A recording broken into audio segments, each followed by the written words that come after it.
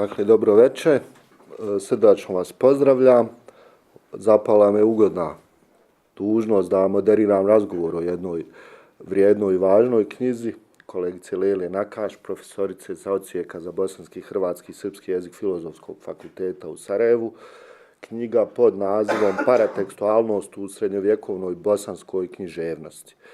O knjizi će govoriti kolega Desmond Maurer, stručnjak za klasičnu kulturu i predsjednik Centra za proučavanje historije Međunarodnog foruma Bosna, kolegica Erma Ramić-Kunić, istraživač srednjovjekovne bosanske književnosti, kolega Alan Kalajđija, jezikoslovac i istraživač bosanskog pisanog nasljeđa i Framile Babić, filozof i teolog kojeg ovdje ne treba posebno predstavljati. Dozvolite mi samo par uvodnih napomena da ja u skladu sa svojim skromnim kompetencijama kažem nešto o važnosti ove studije. Kod nas u posljednje vrijeme traje doslovno jedna buka i brbljanje kada govorimo o akademskom životu. Izgubio se svaki odnos prema onome što su bili akademski žanrovi. Ovo je jedna vrijedna studija po tome što ćete rijetko kod nas naći jednu metodološku dosljednost, držanje tematskog okvira koji je zadat i nesvakidašnja, dozvolite mi jednu ocjenu, po strasti koju kolegica ima u odnosu na istraživanje silnog materijala kojim se bavila. Ja bih samo spomenuo dva važna pojma koja se meni učinila vrijednim kada govorimo o izboru perspektive, kako kolegica Nakaš čita našu srednjovjekovnu književnost. Jedan je pojam paratekstualnosti. Dozvolit će mi kolegica, ja sam iz pozorišta i stalno slušam kako drugi čitaju govore ono što sam napisao, da pročitam tu uvodnu napomenu o ovom važnom pojmu. Ona kaže, paratekstualnost je odnos između teksta i njegovog parateksta koji okružuje glavni tekst, kao što su naslovi poglavlja, predgovor, uvod, pogovor, sažetak, napomene, ilustracije, sve što je pored teksta sa osnovnom svrhom da poboljša i prilagodi njegovu recepciju. Pojam teksta i tekstualnosti na velika vrata uvode oni koji slijede strukturalnu lingvistiku. Dakle, strukturalisti koji žele reći da je ona fiksiranost teksta u znakovima sve što imamo. Oni pritome najčešće isključuju i pojam autora i pogotovo pojam čitaoca. Na ovaj način kolegica u raspravu uvodi jednu važnu ideju, a to je da se mi ne smijemo odreći u ovom trouglu koji je predstavljao nekakav san klasičnih poetika. Ni pojma autora, ni pojma djela, ni pojma čitaoca. Dakle, ova knjiga je pokušaj da se o srednjovjekovnoj bosanskoj književnosti razmišlja tako da ona ima visok stupanj integralnosti, da je ona jedna vrsta organskog fenomena, što mi se čini presudno važnim. Drugi važan pojam jeste pojam žanra. Dakle, sve one linije koje dolaze iz strukturalizma, a misle o književnosti, isključuju historijsku uvjetovanost, gotovo uvijek književnih dijela kojima se bave. I upravo kolegicina visoka svijest o žanru svjedoči da ona zapravo govori o onome što bi se u vezi sa Aristotelovom poetikom reklo, da misli i o predmetu, i o sadržaju, i o načinu oponašanja. Dakle, i formalna i sadržajna strana teksta je njoj presudno važna. I čini mi se da je pogotovo važno što o pitanju žanra uvijek moramo misliti preko opozicija subjektivnog i objektivnog, u ovom slučaju presudno važnom čini mi se opozicija unutrašnje i vanjsko, jer kolegica uporno se bavi time šta je u tekstu, šta su komentari na neki tekst. Sad sam sa Framilom Babićem usput razgovarao. Ja mislim da je ovo jako vrijedna studija, između ostalog i zbog toga, ne samo po onome što u njoj nalazimo, nego i po onome što je kolegica izbjegla. Naime, ovdje gotovo da nećete naći pojam ideologije, iako mi o srednjovjekovnoj bosanskoj književnosti ne možemo govoriti bez odnosa prema hereziji. Ovo je vrijedna studija po tome što nam govori da odgovarati na ideološka čitanja najmutnijeg dijela naše povijesti novim ideološkim čitanjem ne znači baš puno. Ovo je studija koja nam govori da ukoliko nam je stalo stvarno do bosanske kulture, onda ćemo svim ideološkim čitanjima suprotstaviti jedno naučno utemeljeno čitanje. I u tom smislu, upravo zato što imamo tako malo tragova iz te književnosti, meni je ovo studija koja nas upozorava da upravo zato moramo biti što bolji i što pažljiviji čitaoci književnosti iz te epohe. Toliko za uvod. Kolega, izvolite. Hvala. Prvo ću sada reći na bosanskom, da ću i dalje govoriti na engleskom. Poslije toga će slijediti kratki rezume, ali uglavnom ono što je on rekao. Slično. Eto, od mene. We are here today to discuss, as we've heard, this new book by Professor Leila Nakash, who has made something of a habit of publishing highly significant, indeed groundbreaking books as part of the Forum Bosnia series. A habit for which we here in International Forum Bosnia are very grateful. We bask in her reflected glory, and I mean that most sincerely, not least because I had the honor some years ago of assisting her with an earlier one of those books, a collection of diplomatic correspondence in Bosnian Cyrillic, a process to which I contributed very little, but from which I learned a very great deal indeed. Everyone who has even a tangential relationship to the study of medieval Bosnian literature or its non-literary written remains is fully aware of the contribution that Professor Nakash has made through her editions, monographs, and essays, as well, of course, as through her teaching. In recent years, this has taken her down some strange byways, for which philological training alone is not sufficient. She has had to introduce herself to and master fields of learning that go far beyond her home ground, the linguistic and the philological. I'm thinking in particular of the intricacies of biblical studies, apocryphal, apocalyptic, and eschatological studies, and the associated textual and theological niceties. Add to that the quagmire that is the question of the Bosnian Church and its true nature, whatever that is, its relationship to a range of heretical movements, about each of which little enough is known, the degree of credence to be given to the documents created by the Catholic inquisitors and their fellow travelers, and the sometimes almost mystical certainty, ideological certainty, with which the prophetic voices of Croatian, Serbian, and it must be said sometimes Bosnian historiography have proclaimed on these topics. And one is left wondering why she let herself get pulled into this boggy and treacherous field, on the one hand, and marveling at the sure-footedness with which she negotiates it on the other. The essays in this book were, for me at least, a revelation. 4 of them offer significant insights into both the nature of medieval literary production in Bosnia and how an eye for significant detail can allow a sensitive interpreter to tease out the implications of what at first sight seems incidental or purely formal. The implications that they draw may not settle, finally, questions of the nature and form of the Bosnian Church's deviations from orthodoxy, but they are certainly some of the most fruitfully suggestive and securely based to have been produced in the recent literature, at least to my knowledge, which I admit is insufficient. The resulting picture is suggestive of relatively minor forms of deviation, of the sort one might expect in an isolated and somewhat involuted theological environment like that of late medieval Bosnia, seeming to confirm its aversion to church buildings and the physical trappings of organized religiosity, in favor of a focus on the spiritual, both in terms of the church as a spiritual communion and in terms of a very significant favoring of the spirit over the body, to the extent of possibly denying the resurrection of the body itself. There are also interesting possible implications regarding the Bosnian Church's preferred forms of baptism, and less clearly its attitude to communion.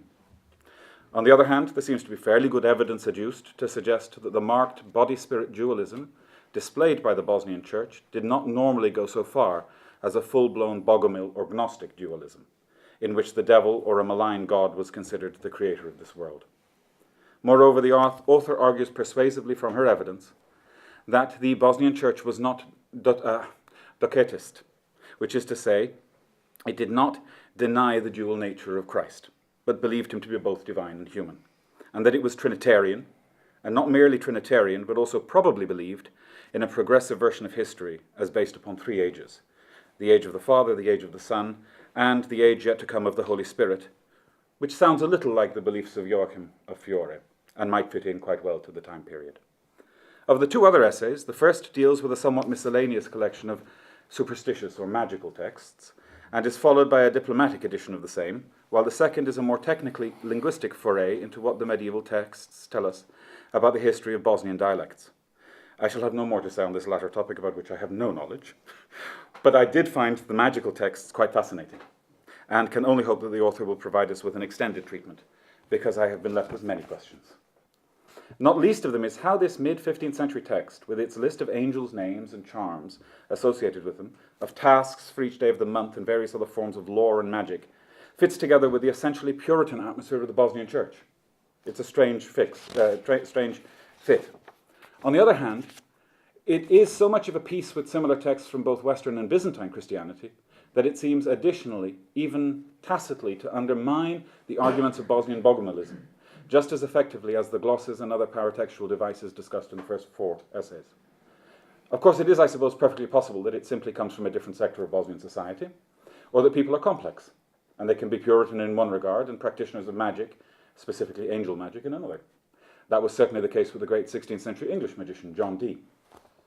One thing that does connect these magical texts with the texts discussed in the first 4 essays is their paratextuality, as the author puts it in her title and discusses in her introduction.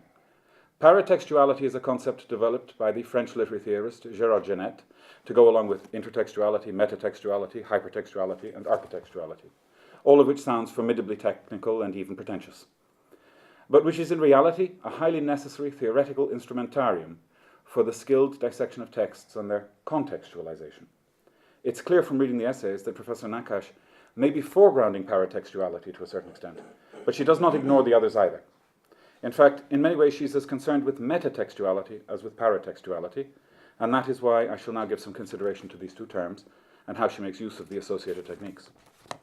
To put it in highly simplified terms, a given text is intertextual insofar as it refers explicitly to and relies on other texts to provide context for what it is saying, and how it makes sense within a universe of discourse. Metatextuality is the group of texts that grow up around a canonical text, especially as commentary, critique, and explication. By placing a text within its metatextual context, a critic introduces us into the universe of interpretation, and so therefore the universe of reading of that text.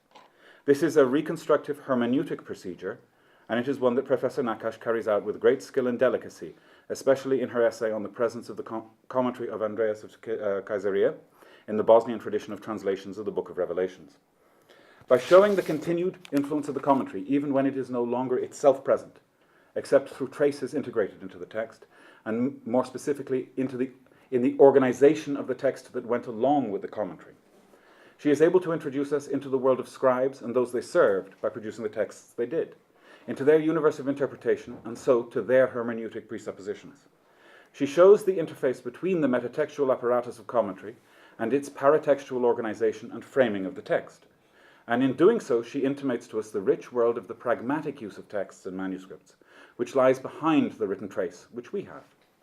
We've become so used to the spiritualization of the written word that our relationship to it effaces its materiality and the materiality of the medium through which we have encountered it, so that we no longer pay any attention to the rituals, the actions, and the pragmatics of our acts of reading and of the processing of what we read, of how we deploy it, of what we do with it, of what it's for, and how it functions as an intervention, not merely in the life of an individual, but in the life of a community. A sacred book is not just a thing to be read to oneself as part of a constant stream of information. It is something to be integrated into a form of life and lived, and the practices whereby that is done are informed by its metatext and its paratext. This is where her treatment of the sacred texts intersects with her presentation of the magical ones, which are clearly texts intended for ritual and practical use, for reciting, as instructions for action, as inspiration and guides. They are a fusion of text and paratext into a pragmatic whole, and they indicate to us at least part of how we must learn to approach the canonical texts of the sacred tradition as tools to be deployed in a pragmatics and not just as passive objects of more or less accurate tradition and transmission. Which suggests I should now explain what the paratext is. Well, we had that explanation a little earlier. But paratext is all the forms of organizing the text and of instruction as to its deployment and use, and so may itself be either integral to the text or extrinsic to it, but also textual. The ancient Greeks of the classical period had no punctuation, and they did not put spaces between words. The writing just ran on from word to word, and the reader read aloud, not silently, to him or herself. Reading was therefore a very different experience and proposition, with many of the elements that we associate with the organization of text on a page being introduced during the Alexandrian period. It was then, too, that such things as footnotes and commentaries, glosses and abbreviations, special initials and capitals and so forth began to be introduced, metatext and paratext. It was also then that introductions and prefaces and postfaces and instructions on how to approach the text underwent their initial significant development. The development of an academic and philosophical tradition gave this its start, with its canonization of texts, but it was the sacralization of texts with Judaism and Christianity that brought it to a pitch of perfection, which it would maintain within the Muslim tradition as well. It is these rules and hints and instructions for reading and use that Professor Nakash has excavated through her archaeology of the written texts and brought to the forefront as their paratext in order to show us two things. One, how we should read these texts with greater sensitivity and greater attention to how they were intended to be read and used, and secondly, to indicate to us this great hidden dimension of how these texts were actually read and used in their original context of use. This is particularly important precisely because the texts themselves are more or less canonical and do not, in their broad outlines, tell us too much about how they were understood or deployed or used themselves. Much of the information about the context of use comes from hostile sources, those of the inquisitors and others lodging accusations of heresy. By her skillful and sensitive archaeology of the paratextual indicators of use and the metatextual indicators of interpretation, and those points at which they come together, as in her use of the golden letters in Paul's Miscellany, or the incorporated fragments from the commentary of Andreas Caesarea into the text of Revelations, or the glosses to the Srećković and Vrutok Gospels, and what they tell us about the presence of particular metatextual traditions in Bosnia, and how they were deployed, and therefore the relationship of the Bosnian Church to them, Professor Nakash has cut through a series of Gordian knots of misinformation, prejudice, and stereotyping, and of nationalist overinterpretation. She has done so calmly and with an admirable absence of sensationalism that makes this short volume a paragon of critical and surgical academic clarification. In my view, the entire field is in her debt. Thank you.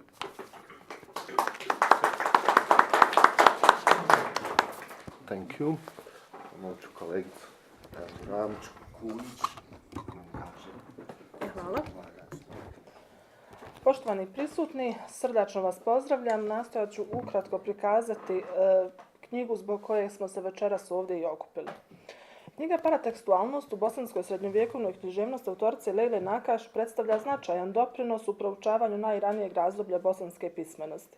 Naime, u knjizi su tekstološki analizirani tekstovi, odnosno njihovi sadržaji koji su u dosadašnjoj nauci nedovoljno istraženi. Osim toga, autorica kroz posebna poglavlja ove knjige pokazuje da je bosanska srednjovjekovna književnost bila žanrovski bogatija nego što se to mislilo u dosadašnjim naučnim istraživanjima. Ova knjiga, osim što je dala nova saznanja o sadržaju ovdje analiziranih tekstova, otvorila je jedan novi pristup u istraživanju bosanske srednjovjekovne tradicije, jer se pitanju paratekstualnosti, odnosno parateksta u bosanskim rukopisima nije posvetila dostojna pažnja istraživača. Ovdje su provedenom tekstološkom analizom pomjerena dosadašnja saznanja o učenju bosanskih kršćana. Naime, autorica uvidom u autentične tekstove pokazuje da su bosanski kršćani neopravdano optuženi za nevjerovanje u uskrsnuće ovozemaljskog tijela, a što je povuklo za sobom i brojne druge optužbe, uključujući glavnu o tvorcu ovog svijeta. Upravo se analizom tekstova koji su bili predmet interesiranja u ovoj knjizi, takve optužbe, smatra autorica, ne mogu rekonstruirati.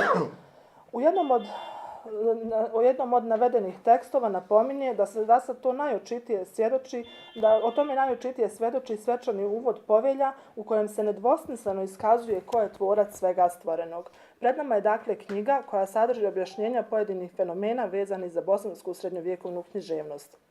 Kako smo već čuli, knjiga se sastoji od uvoda, centralni dio knjige čini 6 posebnih poglavlja, a nakon čega se daje bogata bibliografija korištenih radova te indeks imena i pojmova. U uvodu autorica objašnjava termin paratekstualnost i paratekst, a o tome neću više govoriti zato što smo u prethodna 2 izlaganja čuli o tome i dovoljno. Tako ću krenuti na prvi tekst u ovoj knjizi. U prvom tekstu ove knjige, koji glasi glose, interpolacije, pisarski dodaci, govori se o marginalnim zapisima koje se nalaze na srednjovjekovnim rukopisima. Margine, koje mogu biti horizontalne i vertikalne, bez obzira na njihovu formalnu, rubnu poziciju, autorica smatra da ne mogu se smatrati rubnim. Margine najčešće sadrže samo osnovnu aparaturu koja pomaže u interpretiranju određenog teksta. Na vertikalnim marginama bosanskih evanđelja sačuvala se duže nego u drugdje tradicija ispisivanja sinoptičkih mjesta koja omogućava usporedbu odlomka u kojima su evanđelisti jedno rekli.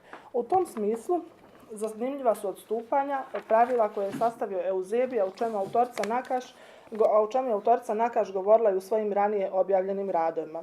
Horizontalne margine rukopisa korištene su kao prostor za naslove, a forma naslova u bosanskim rukopisima jednaka je kao u evanđeljima staroslavenskog kanona. U nastavku ovog teksta uspoređena je glosa o Samaričaninu koji se pojavljuje na marginama Vrutočkog i Srećkovićevog evanđelja s primjerkom iz Berlinskog zbornika te primjera iz Lavrentijevog zbornika te se analiziraju razlike u strukturi interpretacije. Zapisi na marginama, kako je u uvodnom dijelu ove knjige istaknuto, paratekstualne su prirode. Stoga, autorica na kraju ovog rada zaključuje da paratekst kao predmet istraživanja u filologiji može u određenim slučajevima doprinijeti rasvjetljavanju načina na koje su određene dionice teksta interpretirane u pojedinačnim tradicijama kršćanskih zajednica. Drugo poglavlje nosi naziv Dialogus contra hereticos bosnenses, Jakova Markijskog i rukopisa Krstijanina Hvala. Sadržaj heterodoksije, kako smo i već ranije čuli, bosanskih kršćana problem je koji nije adekvatno ispitan. Bez cilja ulaska u hereziološke probleme, autorica ispituje grupu izvora pod nazivom Dijalog protiv bosanskih heretika. Naime, uspoređeni su citati u tekstu dijaloga Jakova Markijskog s drugim tekstovima koji su nastali na istoj tradiciji antiheretičke literature s karakterističnim sistemom označavanja citata u Hvalovom zborniku. Upravo način označavanja citata u Hvalovom zborniku, smatra autorica, upućuje na niz podudarnosti za koje ne mogu biti puka slučajnost. Kako dijalozi redovito navode kojim novozavjetnim citatima heretici brane svoja pogrešna stajališta, interesantno je upravo da su ta mjesta u tekstu Hvalovog rukopisa specijalno označena, najčešće zlatnim simbolima s ispicanim kraticama za pojmove krštenije i crkva. Sistem označavanja citata sam po sebi ne bi bio interpretabilan bez podloge koju mu daju tekstovi koji opisuju greške bosanskih kršćana. Takvi tekstovi, uključujući kompilaciju Jakova Markijskog, postaju ključ za iščitavanje sistema specijalnih Hvalovih oznaka. Na kraju rada autorica zaključuje da dodatni komentari u traktatima koji se odnose na tumačenje pogrešaka predstavljaju naknadne dorade i iskrivljenja s jednom svrhom da poraze protivnika, te samim tim ne mogu biti podloga poimanju stavova na kojima je stajala heterodoksija bosanskih kršćana. Treći rad u ovoj knjizi nosi naziv Tragovi komentara Andreja Cezarejskog u tekstu Otkrovenja u bosanskoj srednjovjekovnoj tradiciji. Rad je posvećen tekstu Otkrovenja za koji se u staroslavenskoj srednjovjekovnoj pismenosti uobličile dvije tradicije, s komentarom i bez komentara. Autorica govori o komentiranim primjercima koji sadrže skraćenu verziju tumačenja Andreja Cezarejskog, čije je djelo od značajne važnosti za samu tekstnu lingvistiku. Na osnovu uvida u tekst Otkrovenja, odnosno njegovu razdijeljenost na 72 glave u bosanskoj tradiciji, autorica zaključuje da je ova linija predaje teksta potekla iz komentirane verzije koja je kasnije sekundarno udaljena od komentara. Na temelju iznesenih zapažanja i usporedbe teksta Otkrovenja, autorica pokazuje da se sva tri bosanska primjera apokalipse u naslovima ne nalaze zapravo komentirani tragovi Andreja Cezarejskog.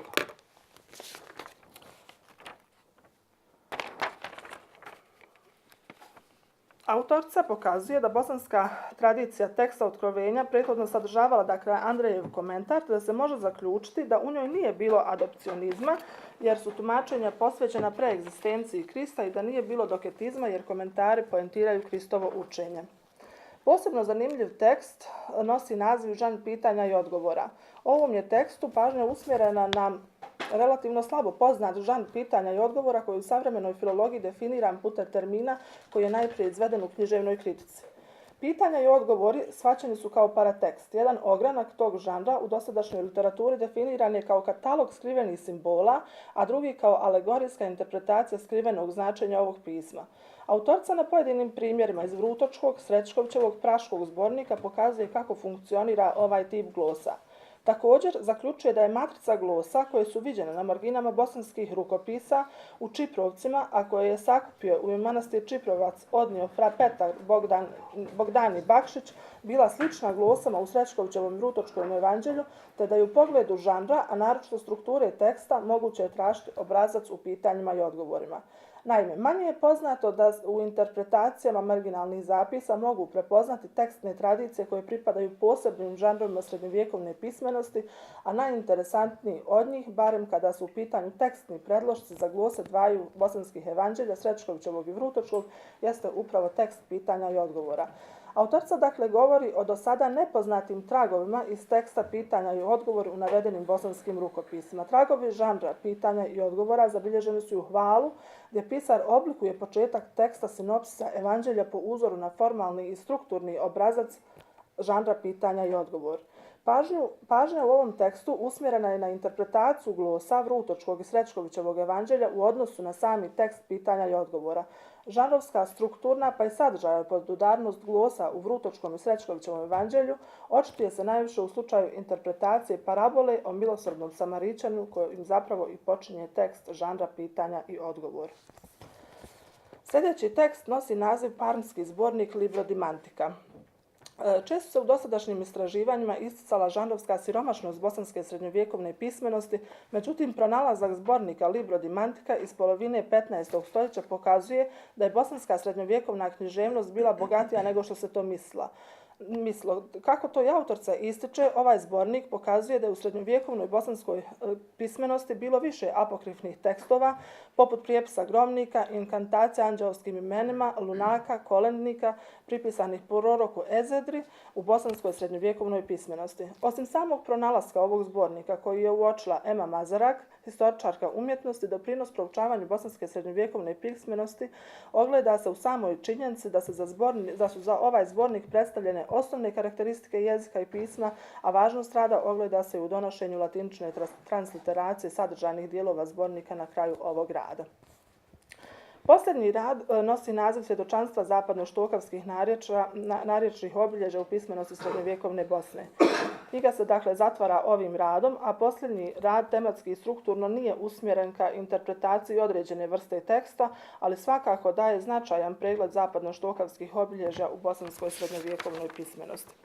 Prikazana knjiga Paratekstualnost u bosanskoj srednjovjekovnoj književnosti autorice Nakaš primarno je doprinos istraživanju bosanske književnosti srednjeg vijeka, ali istodobno rasvjetljavanju vjerskog učenja pripadnika crkve bosanske. Stoga je ova knjiga korisna za sve one koji se bave istraživanjem pisane riječi bosanskog srednjovjekovlja, ali ima i kulturni te širi društveni značaj.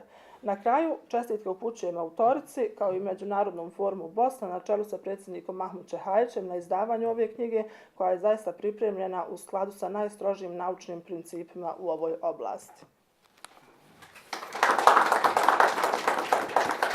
Hvala kolegice Anić-Kunić na ovom vrlo detaljnom predstavljanju knjige. Zamolit ću kolegu Alena Kvačića. Dobro večer svima. Sve vas srdačno pozdravljam. Drago mi je da sam večeras ovdje. Naravno, povod za naše druženje je zaista ugodan i lijep. Eto, ja ne mogu, a da se ne otmem jednom dojmu da nas je Lejla Nakaš i zadužila ovim što je inače i do sada uradila. Ja sam s Lejlom Nakaš već odavno sarađujemo. Svojevremeno sam bio njen student, a ono što mogu reći sada, evo kao neka moja, na početku neka misao, to je zaista da Lejla Nakaš radi minuciozno u ovoj oblasti medijavelistike, bosnističke medijavelistike. Ona je zaista, dakle, neko ko je nasljednik onoga što nekada je radila profesorica Herta Kuna. Evo ja ću samo da spomenemo, dakle, te neke stvari za koje možda ne znamo. ali Lejla Nakaš je na doktorskom studiju lingvističke bosnistike utemeljila predmet koji se zove Bosanska redakcija staroslavenskog jezika i to je od neizmjerne važnosti i očito je zapravo da svi ovi njeni radovi koji rade, da oni doprinose osvjetljavanju toga izuzetno važnog i lingvističkog i filološkog, ali i kulturnog i historijskog fenomena. Već smo čuli da se knjiga sastoji od 6 poglavlja i ja bih mogao kazati da je ona izuzetno važna u bosnističkim istraživanjima, posebno u domenu medijalistike, u kontekstu filoloških istraživanja, ali i uopće u domenu razumijevanja bosanske srednjovjekovne kulturne historije, što prije svega podrazumijeva osvjetljavanje niza do danas malo poznatih informacija o fenomenu paratekstualnosti, srednjovjekovne bosanske književnosti uopće, a napose u domenu vjerskih, odnosno crkvenih i kršćanskih religijskih tekstova, kojim je do danas u naučnom diskursu postalo mišljenje da je riječ o nevelikom i žanrovski siromašnom korpusu.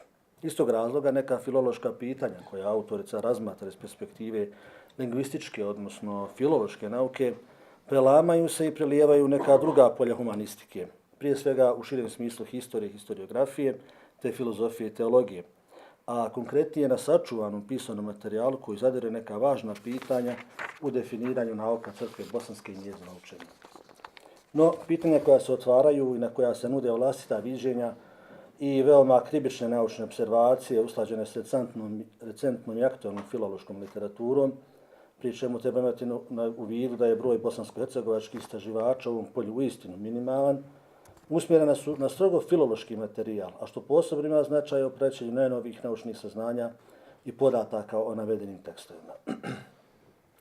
Ako se tome doda doprinos ove studije u domenu definiranja dijalekatskih srednjovjekovnih osobina zabilježenih u bosanskim spomenicima, dakle riječ je o ovome posljednjem poglavlju u ovoj knjizi, na osnovu koji se nudi multidisciplinarno razumijevanje mnogobrojnih fenomena, što se primarno odnosi na definiranje zapadno-štokavskih narječnih obilježja koje se kod nas u bosnistici o kojima se jako puno govori i u kontekstu upotrebe književne jezičke tradicije u Bosni od srednjega vijeka pa do vremena standardizacije, onda postaje jasno koliki je značaj ove studije, posebno razumijevajući njezin značaj u definiranju jedne manje poznate oblasti bosanske medijevalističke filologije, kakva je oblast srednjovjekovne paratekstualnosti, pod kojom se podrazumijeva ono što se podrazumijeva i ono o čemu smo već čuli. Ova će knjiga, po mom mišljenju, popuniti nemale praznine koje imamo u cjelovitosti razumijevanja kompleksnosti srednjovjekovne bosanske literature, a ono što se meni čini posebno zanimljivim, napose u onom domenu koji se tiče užih filoloških istraživanja, jeste fenomen određenja žanrovske pluralnosti navedene književne jezičke tradicije, o kojoj smo nešto već čuli, koju je birvaktir ili svojevremeno još profesor Dževad Jahić, govoreći o 5 velikih žanrova, odnosno književno-jezičkih vrsta u sačuvanim spomenicima bosanskog jezika, gdje on navodi crkvene rukopise, natpise na sljeđicima i građevinama, povelje i pisma, te lijepu književnost, spomenuo i fenomen zapisa na marginama. Upravo su ti zapisi na marginama nešto što će nam Lejla nakon 20 godina, nakon što su ove neke postavke recimo date u gramatici bosanskog jezika, dakle iz 2000. godine, mi danas konkretnije možemo objasniti ono o čemu je pisano prije 20 godina. Istina, ove određene, kako smo kazali, klasifikacije srednjovjekovne bosanske literature, odnosno spomenika, odnosno građe, mi možemo posmatrati na različite načine, možemo i razvrstavati u neke druge žanrove i vrste. Dakle, one u kojima ćemo pokušavati da se usredotočimo na neke konkretnije pojave, u kojoj ćemo pokušati odrediti žanrovi i podžanrove, o čemu ja sad ne mogu govoriti. Ali, dakle, upravo je taj fenomen nešto što izaziva posebnu pažnju, upravo to želim istići. Upravo ovaj fenomen zapisa na marginama u konkretnom slučaju posebno je važan, jer kao pojam zapisa na marginama naučno je diskutabilan u domenu razumijevanja tog pojma kao žanra, odnosno vrste. Zato je ova studija, barem meni, otklonila jednu važnu nedoumicu vezanu za konkretnije definiranje srednjovjekovnih žanrova i vrsta vezano za natpise na marginama. Zato bismo za ovaj fenomen srednjovjekovne pismenosti mogli osigurati Istina možda problematičan je svakako s određenom dozom prihvatljiv pojam određenog prijelaznog žanra paratekstova, odnosno prijelaznog žanra paratekstualnosti, s upravo postojećim podžanrovima ili podvrstama o kojima Nakaševa govori kada analizira različite tekstove koje pripadaju ovome korpusu. Zašto govorimo o prijelaznoj vrsti ili žanru? Pa zato što se u njemu čini mi se više nego u ostalim, a ispravite me ako griješim jer nemam dovoljno znanja o ovom. Imamo ponajviše dodirnih tačaka u onome što predstavlja autentičnost i nepovredivost religijskog teksta s jedne strane, gdje se poziva na autentičnost nekoga crkvenog autoriteta, te s druge strane na autentičnost elemenata narodnog jezika teksta koji bilježi pisar, unoseći elemente svoga jezičkog izraza. Ako je to tako, onda je već u budućim istraživanjima treba vidjeti kakav je odnos ovih dvaju diskursa, redakcijske i narodne provenijencije.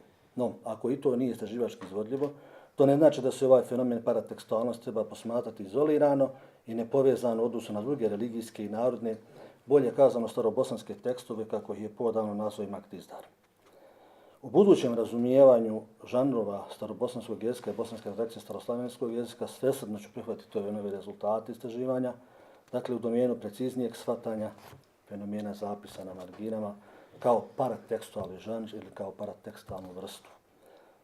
Upravo u skladu sa onim što je Lejla Nakaš u svom dosadašnjem radu, što sam na početku kazao, pišući svoje članke, objavljujući svoje zaista važne naučne monografije. Evo, da se sjetim neke od njih, recimo, ako govorimo o jeziku i grafiji krajišničkih pisama, ne smijemo zaboraviti da je Lejla Nakaš tu postavila teoriju kancelarija i to je nešto što je jedan od izuzetno velikih iskoraka u nauci.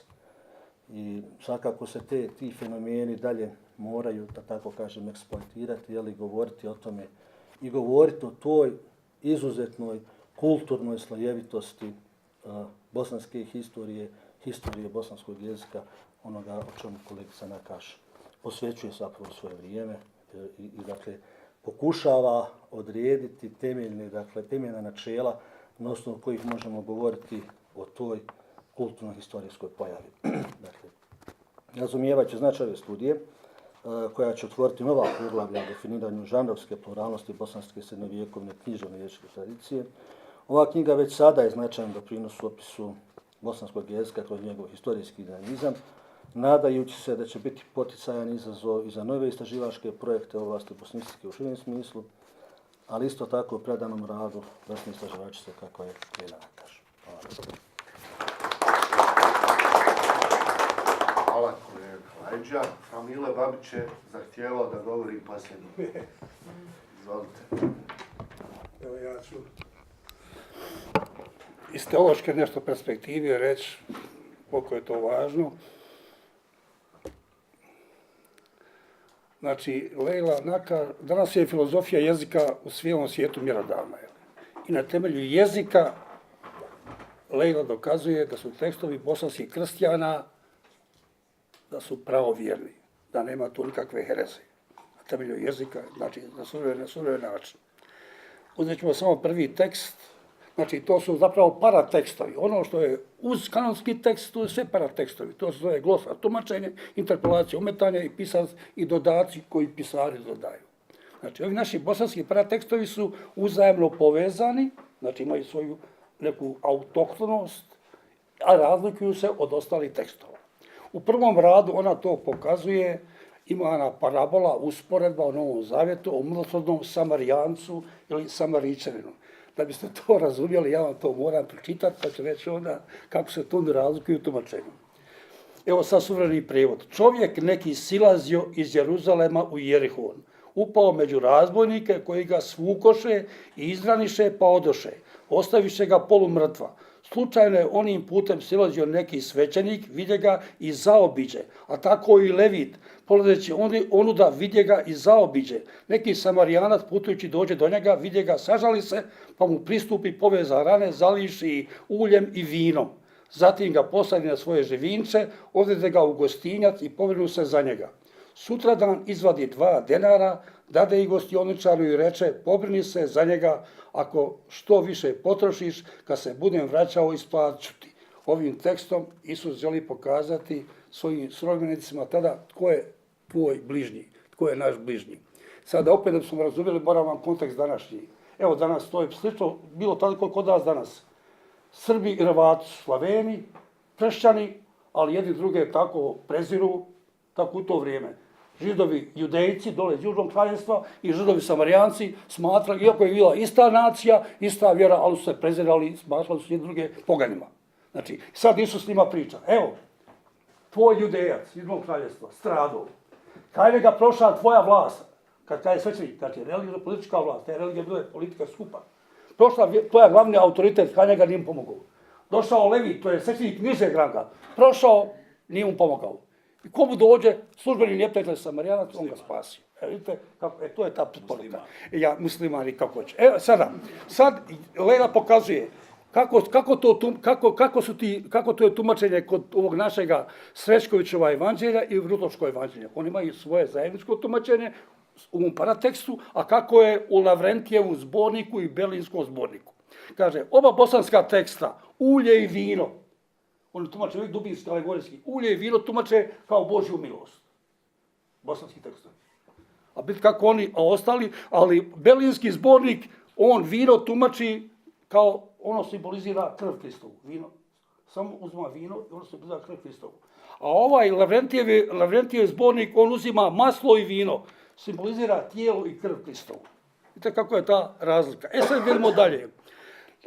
Levit, oni ostaju tu riječ Levit ostavljaju, ali samo u bosanskim ovim evanđeljima stoji da je Levit zapravo Ivan Krstitelj, oni ga zovu vodonosac. To ne ide, nema samo, to je njihov vodonosac. I sad još jedan što je najvažnija razlika, kao izašao čovjek. Sad je čovjek, ko je čovjek? Adam, svaki čovjek znači. A bosanski ima drugo. Bosanski na riječ plijen, plijenjenici. Znači, bosanski tekst tvrdi, čovjek je nečiji plijen, netko nad njim vlada kao nad svojim plijenom. Ili to grije, nešto drugo, samo uzmemo dalje. Samo kaže da je taj tekst, ta riječ, toliko subinski važna, jer ja sad mogu da vam čitam knjiga o tome. Jer stoji ovako dva Adama, kad te tumačenja. Prvi Adam htio je da otmije, da bude jednak Bogu, da to opljačka, da svojom silom oplijeni Boga, da bude jednak Bogu. Novi Adam, Isus, on oplijenio samog sebe. Oplijenio samog sebe, pljačkao samog sebe, to je Iman Filipljanima 2.6, to je ona kenoza, je kenosen, s kim se ja bavim, evo, to je samo ta riječ, plijen, a imaju Izaiji. To znači, sad se isto ga mora izaći čitava filozofija. Znači, ona dokazuje na temelju ovoga tumačenja prispodobe o Samarijancu, da su bosanski tekstovi samostojni i da se razlikuju od drugih, da imaju svoju vrijednost i svoju originalnost. Sad drugi tekst, Jakov Markijski. Dialogus contra hereticos bosnenses. Znači, dijalog protiv bosanskih heretika. Sad, ko je Jakov Markijski? Jakov Markijski je 1432. došao u Bosnu. Poslao ga general Reda naš. Iz Vilim Kazale, poslao ga iz Rima.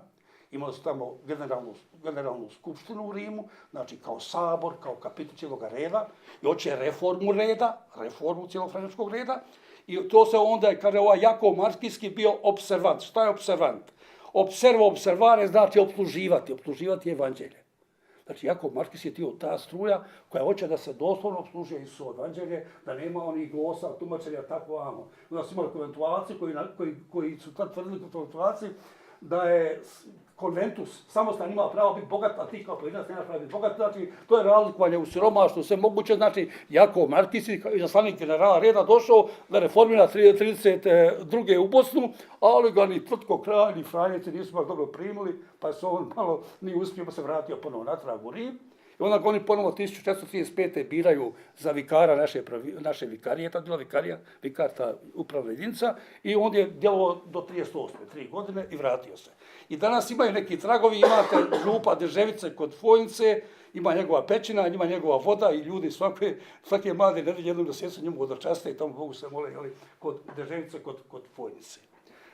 To je, sad što je još važno, taj Jakov Markijski.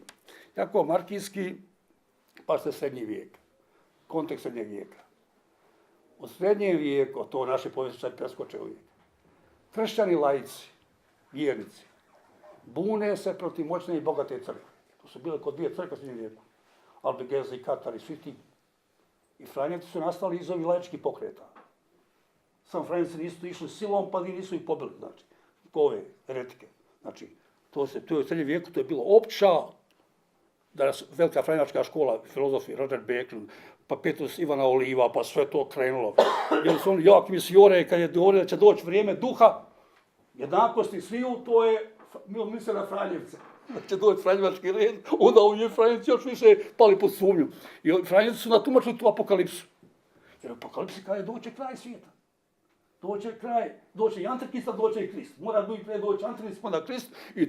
I sad je to bilo, to su bili komisije, sudovi. Ove Franjevce sudili stavljaju, da ne spominje su moguće. Sudili zašto? Jer su, kako će doći kraj Antikrist? U liku pape, pošto je pape imao vlast na zapadu, a na istoku car. Ili će doći u liku pape ili u liku cara. Pa to je bilo za suđenje rasprave. Znači, to je velika literatura. To. Sad idemo dalji tekst. U tekstu Leilinu tragovi komentara Andrije Cezarevskoga u tekstu otkrivenja bosanskoj srednjovjekovnoj tradiciji. To je ta srednjovjekovna bosanska tradicija. Tu Leila pokazuje detaljno da tu nema nikakve hereze. Tamo ima, kaže, tko je Bog? Bog je onaj koji jest. Imate, znate, onaj izlazak 3.14, ja sam onaj koji jesam. On je. On od uvijek jest i ostaje, a mi se mijenjamo, nastajemo. Znači, njegov tekst o trojstvu, su tri božanske osobe i posad za jednako vječne, nigdje nema. O Kristu, da je on Božji sin i ono kaže da je jedne biti s ocem. Ono, grčki homoousios prevedeno je jedna suština ili jedna bit. Znači, mi kažemo nas bit, ali kao viša istočna varijanta suština, jedne suštine, jedno sušten. Znači, i onda da nema adopcionizma, znači nije Bog njega usvojio sina, nego on od početka, kako postoji Bog njegov sin, i onda nije šadoketizam, da Isus nije imao pravo tijelo, neko prividno tijelo, dok evo, znači prividno, tako dalje. Znači, evo, sve na temelju tamo, ona citira sve mogući stihove, pokazuje retke, da nigdje tu nema nikakve hereze. Ali da samo kažem da je bilo hereza kod drugih, šta, ovi dođu sa zapada, niti razumiju slavenski jezik, ni slavensko pismo, i on tumače tebi herezu. Ali kad citate knjige srednjeg vijeka, na primjer, Raoul Manzeli, povjesničar veliki, Jacques Lagoff, kad tumaču, tad je stvarno u Italiji. Oni su mislili sve ovo materijalni svijet da je od đavla. Oni su stvarno mislili. Mislili su da ove zvijezda i ovi svi nešto imaju neke seksualne odnose, što sve mislili. Znači, i onda oni to dođu i nama pripišu da smo mi od toga, tako dalje. Samo da kažem da je bilo taj kontekst tamo. Onda u tekstu žanr pitanja i odgovora pokazuje taj žanr, u tom žanru ima puno alegorije, puno tumačenja. Znači, ovi su stari tekstovi, uvijek imaju dvije škole. Aleksandrijska uvijek je tražila alegoriju, dubinsko značenje, koje je skriveno značenje. Dok je ova Antiohija koja se ja bavim, ona više je išla i u povijest. Imala neko povijesno značenje, imala nešto, neki smisao u povijesti, ne samo da dubinski tražiš. Znači, ovi su uvijek, ali opet to vam kažem, ovi koji traže dubinsko značenje ima to svoju vrijednost. Ali oni se bojali povijesnog značenja ili je povijesno značenje revolucionarno. Razumijete? Ako kažeš ti da je neko to, da je neko ukrao, neko ubio, neko Isusa ubio, zna se ko je ga ubio, pa ako kažeš da je ga neko ubio, odmah je revolucija. Zato se ide uvijek ono dubinsko, ontološko, koje niko ne vidi značenje. I opet u tom tekstu jasno dokazuje da nema u ovim tekstovima ontološkog dualizma. Šta je ontološki dualizam? Oni su prije bio jedan Marcion, petostoljećni Marcion, taj dualist. On je mislio da ovaj materijalni svijet stvorio đavo, a onaj drugi duhovni Bog. Ne mislio taj dualizam i za materiju i ovaj materijalni svijet nema spasenja. To je bilo jaka hereza. Taj dualizam do danas u nas jak, u cijelom svijetu.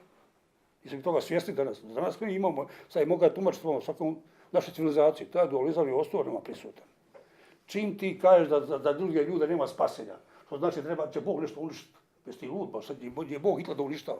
Što bi uništavao? Bog želi sve spasiti, cijelu stvarnost, sve što je stvorio. A mi danas imamo tu predložbe da nekoga treba uništiti. Nikoga ne treba uništiti. Imamo stalno neko ukidanje, da njega ukinemo, religiju, ovo, znanost. Šta ću ukidati, čovječ? Šta bi ti to ukidao? Znači, već u nas, mi smo puni toga nasilja, taj dualizam je unišao u nas. Jer smo mi do danas, da kažem da vidite da je to aktualno. Kako aktualno? Pa evo, kad sam prosvjetitelj francuski. Prije njih, mi kršćani kažemo, mi smo svjetlo, vi ste pogani mrak. Dođi prosvjetitelj, kaže, vi ste kršćani mrak, mi smo svjetlo. Jer to ti ubijanje, nema šta. Svi se praviš, ja sam svjetlo, ti mrak i gotovo. To su, znači, i oni sad, i u ovom tekstu dokazuje, znači, kršćani ovdje, bosanski tvrde, Bog jedini tvorac ovoga svijeta i kršćani vjeruju u uskrsnuće tijela, ali ne da tijelo ko što bi duhovno, znate kao Pavao, ne da ono baš doslovno kako ovi su njima pribacivali, tako dalje. I zadnji panonski zbornik, Libro de Mantica, knjiga znači mantika, znači proricanje, odgonetanje trenju prirodnih pojava, budućnosti. I sve moguće koji će dan biti dobar podan, znači prema mjesecu, prema gromovima, prema tijelu svome, tako dalje. Tu sve moguće, znači, a sad ovaj panonski zbornik meni je dobar u tome što tu se vidi da smo mi kršćani naslijedili prirodnu religiju. Ne treba baciti prirodnu religiju. Znači, treba je integrirati normalno. Lijepe šume, lijepe vode, sve moguće tako. Kad sam ono prije dokazio tamo oni mjeseci, dani, ako ti trepti oko, tršće, trepta ti oko ili ruka, pa se onda zaključuje iz toga, tad će biti sve moguće. Znači, i ova svjedočanstva, svi ovi, taj panonski zbornik ima 12 pergamentnih listova, ali što se tiče sadržaja, ima svoj posebni, razlikuje se od svih ostalih tekstova drugih, znači da je to bio bosanski, imao svoju samosvojnost. Što se tiče jezika i stila i svega moguće. I zadnji tekst pokazuje svjedočanstva bošnjačkih narječnih obilježja, kolega pokazuje da se ovdje kod nas pretakali, stakali različita narječna obilježja u normalnom svijetu, gdje postoji život, tu postoji utjecaj i interakcija. Eto, znači, čestitam da nam je dokazala egzaktno na temelju teksta, tvrdnji, propozicija, da bosanski kršćani su bili pravi kršćani, nisu bili krivovjerci, nego pravovjerni. Evo, toliko živjeli.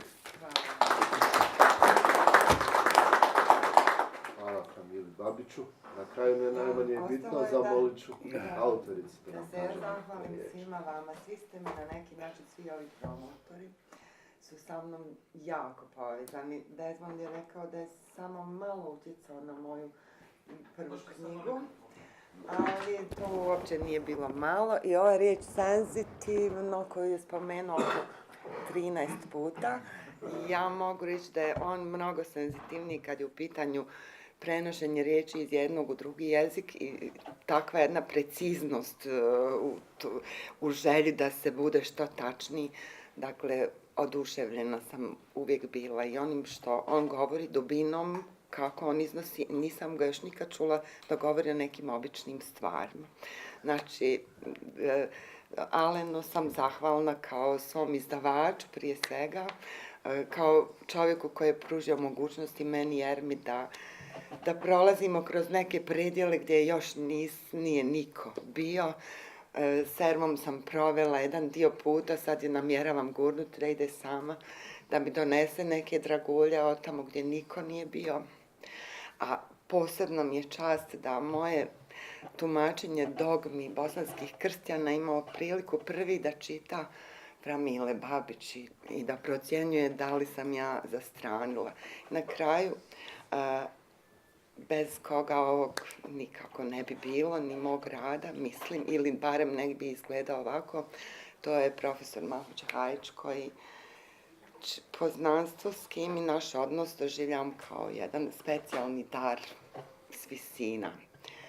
Zahvaljujem vam se, nisam sigurna da su ovi koji su došli i njima se također jako zahvaljujem, osjetili tu ljepotu književnosti, toliko smo pričali o metodologiji, o tome šta se ovdje sve nije znalo, jedino Framile pokušao ispričati ovu parabolu, ja bih dodala da njoj fali ovaj početak, mislim da niste trebali otkinuti. Jer kada je za Isusom je išlo veliko mnoštvo ljudi i trenutna vjerska organizacija se jako zabrinula zbog toga i postavila je neke svoje ljude da to prate. I ti ljudi su odlučili da ga ulove u riječi. Mislim, mi ovi stari znamo što to znači.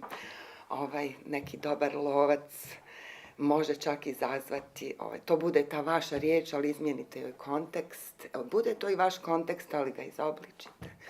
Dobar lovac može izazvati svjetinu, ogromnu količinu svjetine da viče raspni ga. Dakle, taj lovac je upitao šta da učinim učitelju da zaslužim vječni život? A on je rekao, Isus je odgovorio, a šta piše u zakonu? Pošto je taj lovac bio zakonnik, Isus je znao da je on, dakle, poznavalac zakona.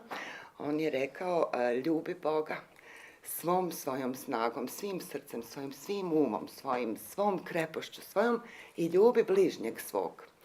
I sad, taj koji je lovio u riječi, u želju da se opravda zašto je pitao nešto što sam zna, kaže, a ko je moj bližnji? Dakle, toliko puta smo čuli ljubi bližnjeg svog, ja nisam se nikad zapitala ko je moj bližnji. Dakle, ja sam bila oduševljena pitanjem ovoga zakonika. Dakle, umjesto toga Isus izgovara ovu priču i šta je bila njegova u stvari poenta. Ko je tvoj bližnji, pita Isus na kraju ove priče. I on odgovara, pa onaj koji se smilovao. Da, ali tu nije kraj, ima još jedna rečenica. Idi i ti čini tako. I naša glosa se završava time, i šta je potrebno? 2 novčića. Šta su 2 novčića? Vjera i djela. Vaša djela trebaju biti milosna. Ako volite, ljubite Boga, vi ljubite njegove najljepše osobine, vi treba da oponašate njegove osobine. I to je vrlo važno, znaš što mi danas to zaboravimo. Znači, kod njega je vidite da je ljubav konkretno djelo, praktično. Da, ali djelom milosti. Ja zasluženo da se učiniš, a ne da pričaš, mi danas na riječima volimo cijeli svijet i koji ne voliš ništa. Kad voliš, moraš učiniti to djelo. To je to. Dakle, smilujte se onome ko se vama smiluje. To će biti dovoljno da preživite. Hvala vam veliko.